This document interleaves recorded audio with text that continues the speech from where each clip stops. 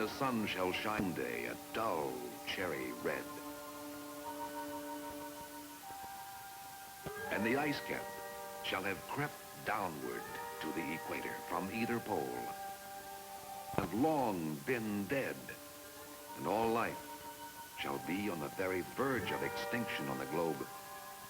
Then on a bit of lichen, growing on the bald rocks beside the eternal snows of Panama, shall be seated a tiny insect, preening its antennae in the glow of the worn-out sun, representing the sole survivor of animal life in this, our Earth.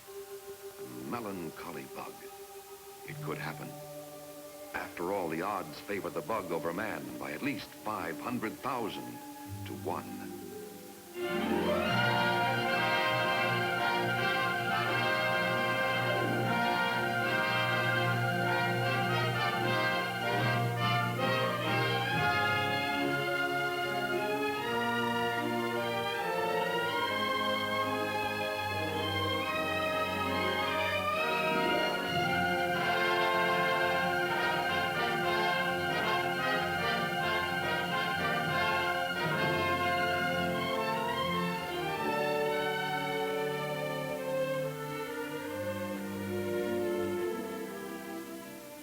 Lives there a man with hide so dead, who never to himself has said, "Ouch!" If the odds were always 1 to 1, or even a mere 100 to 1, and if insect attacks were always right out in the open, we wouldn't have much trouble conquering the insects in simple, direct combat.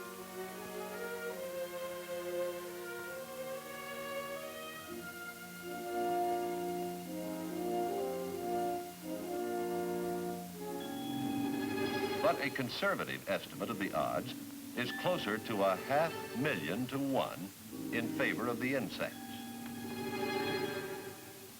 85 million gnats have been caught in one insect trap in a single night. 20 million plant lice may live on a single tree. Entire forests can be destroyed by millions of bark beetles, each about the size of a grain of wheat. Of course, the insect hordes include many friends of man, too. But friend or foe, we must face one phenomenal fact: their fantastic power to multiply. For instance, the descendants of one pair of houseflies, during the 6 months of one spring and summer, would number 191 million, if all of them lived and reproduced normally. That's equivalent to a layer of flies, 4.5 feet deep, and 300 flies to the cubic inch, covering the entire United States. But only a minute fraction of them survive. In fact, only a very small fraction of all insect life survives, thanks to the balance in nature. Nature, undisturbed, has her own way of controlling the numbers of every species of plant and animal. Insects eat the plants. Insects eat other insects. Birds and other animals eat the insects.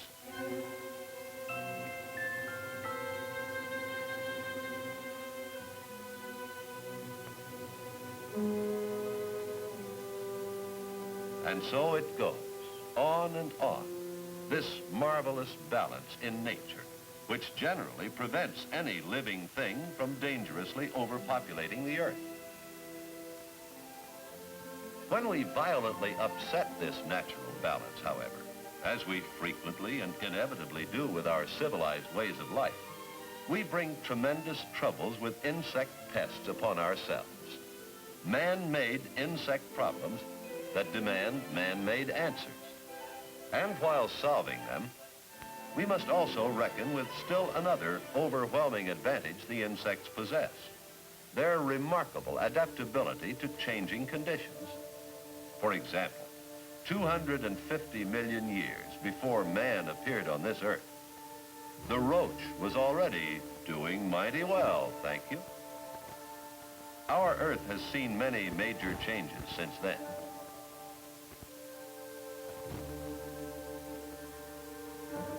During the last million years, the age of man, whole species of men have been erased from the earth by the destructive forces of nature. But the roach, displaying the insect's remarkable adaptability to change, has survived it all, practically unchanged in form. Many species have even adapted to the habits of man. And the insecticides that kill insects today may not phase the same species a year from now. Insects develop immunities to specific control measures almost as fast as man invents new ones. Complicating the solution of our insect problems are the amazing varieties in the life cycles of insects.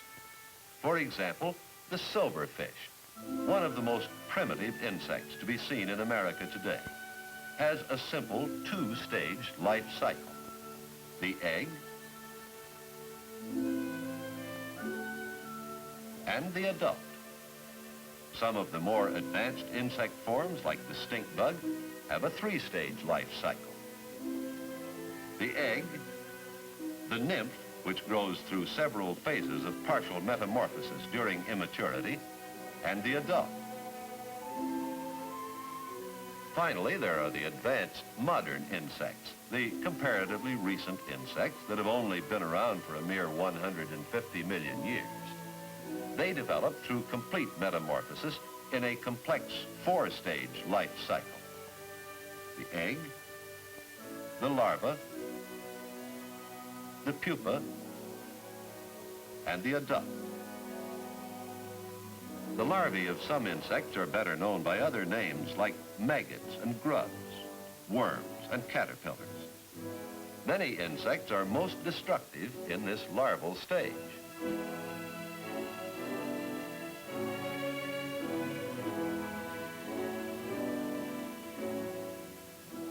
In one or another of their almost infinite forms, insects live everywhere. They number more separate species through a greater range of shapes and sizes than all the rest of the animal kingdom put together. Insects are far and away our greatest rivals in the struggle for survival and mastery of the earth. Our insect enemies compete with us for everything we raise, whether it be food or fiber. Not only do they eat our plants, but at the same time, many of them also spread virus diseases from plant to plant. They ravage our fruit and attack our trees.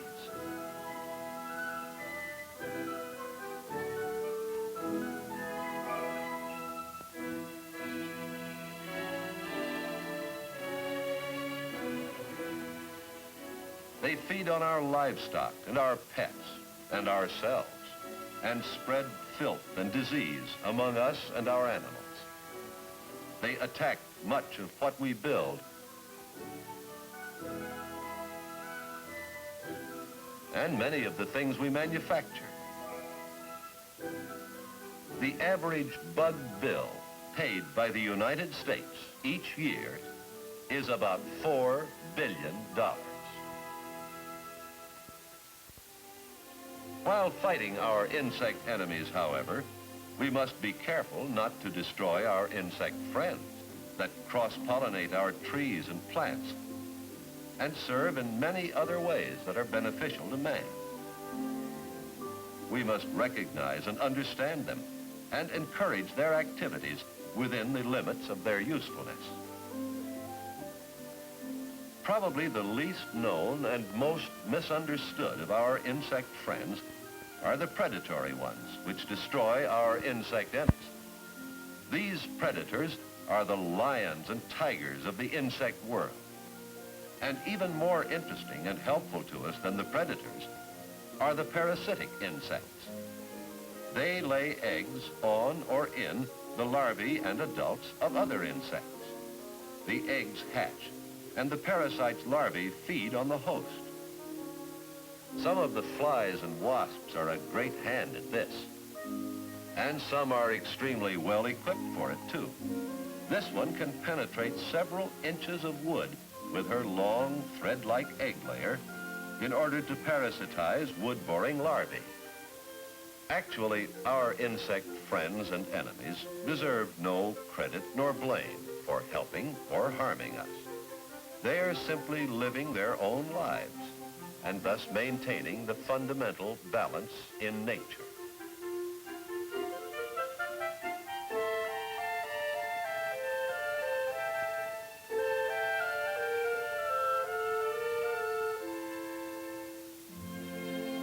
But many of our insect enemies multiply disproportionately when we disturb the natural balance in order to advance our civilization. We clear the natural growth from vast reaches of land and plant domesticated crops in millions of ordered rows, concentrated masses of food that in cultivating, we have destroyed the natural habitats of the predatory animals who might prey on the invaders. Yet every year we must raise more food and fiber and timber. The very survival of our civilization depends on our agriculture and our forestry. To suit our convenience, we clear other large areas of natural life in order to build towns and cities. Our homes, stores, and factories clustered closely together are easy marks continually tempting invasion by the insect enemies who thrive on man and his possessions. Yet this too we must do. It is essential to the established patterns of our lives. Our only answer is to wage constant battle with the bugs. This must be intelligent, organized, well-planned warfare that does not interfere with the good work of our insect friends, nor harm ourselves. Our methods must not create more problems than they solve.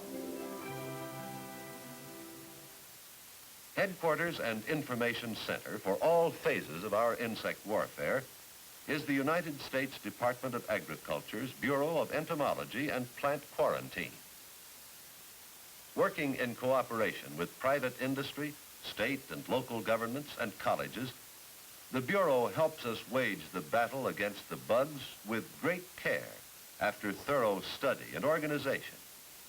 This includes the continual development and publication of information to help make us battle-wise.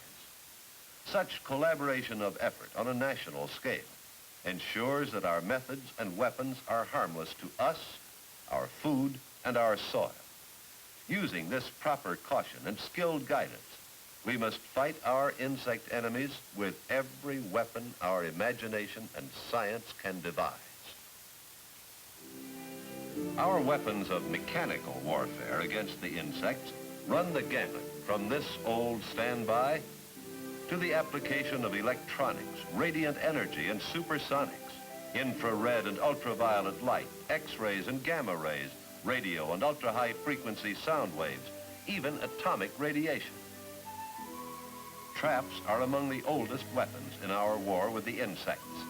The simple traps familiar in years gone by have given way to more modern and effective traps. Simple insect barriers are many and varied. They are reliable defensive maneuvers in our battle with the bugs. We drain or fill swamps and straighten creek channels to eliminate stagnant waters where our insect enemies breed. Garbage and sewage collection and disposal are important phases of our mechanical warfare. A well-planned plowing job at exactly the right time, with natural air support from the birds, will annihilate many species of burrowing grubs and larvae that spend part of their lives underground. In these methods, as in all phases of our battle with the bugs, agricultural colleges, experimental stations, extension services, and county agents render exceptionally valuable service and provide reliable guidance. In recent years, chemical warfare against the insects has become widespread.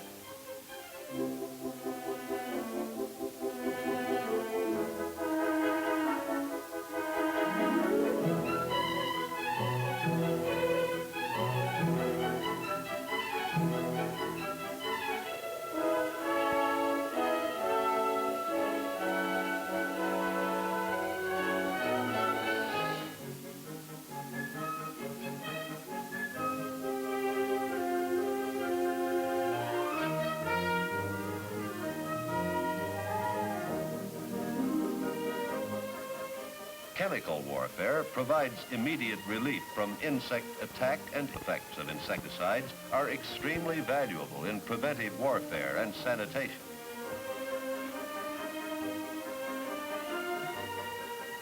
Chemical warfare is quick death to our enemies, whether used on a small scale or on a large scale. Of all our weapons, insecticides are the most adaptable and effective for achieving quick results, especially in times of emergency. With insecticides, vast areas can be treated in a short time, an outstanding advantage in our warfare against the insects. Backing up the battle all along the line are the laboratories of industry, government, and colleges in which research scientists are constantly developing and testing new insecticides to further the fight tomorrow. Under carefully controlled conditions, they take great pains to breed and raise healthy, sturdy insects. Tough, hard-to-kill little animals that might well be considered the blue ribbon livestock of the insect world. Then, with equal patience, under carefully controlled conditions, they systematically kill these superb specimens in the never-ending search for more powerful and useful insecticides. This research must go on and on without let-up. Time after time, our insect enemies continue to demonstrate their abilities to develop resistance and immunity to specific insecticides. Perhaps the most long-range and strategical phase in our conquest of the bugs are quarantine measures, which have become increasingly prevalent in recent years. Potential insect migrations and infestations are stopped at the national borderline, state lines, even right at the county line in some unusual cases. Quarantine measures include the thorough inspection and fumigation of incoming ships, trains, trucks, and planes and their cargoes in order to destroy insect hitchhikers. If these practices had been in use a century or two ago, numerous foreign insect invaders would be considerably less prevalent in the United States. Today, quarantine measures are continually retarding and reducing their spread.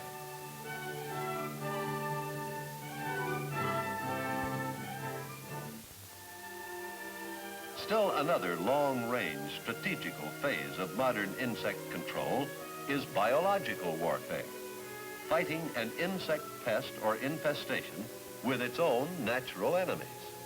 An historical example occurred in 1888 when Australian cottony cushion scale insects threatened to destroy California's entire citrus industry. Australian ladybugs were imported to fight them, and the citrus scales have been under control ever since. Insects are subject to certain contagious virus, bacterial, and fungus diseases, which are harmless to man. Entomologists are learning how to start deadly epidemics of these diseases among insect pests. Another form of biological warfare is to discover, transplant, and encourage the activities of parasites that are known to attack and destroy the insect enemies we want to be rid of. Several species of small minnows and other top-feeding fish thrive on the larvae of mosquitoes and gnats. These minnows are being bred and raised in great numbers for distribution far and wide. Relocated in infested waters, they quickly dispatch the insect pests.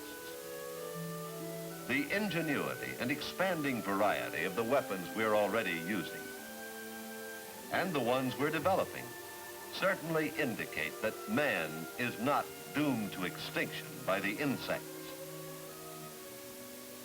They do have the potential power to crowd us off the earth altogether.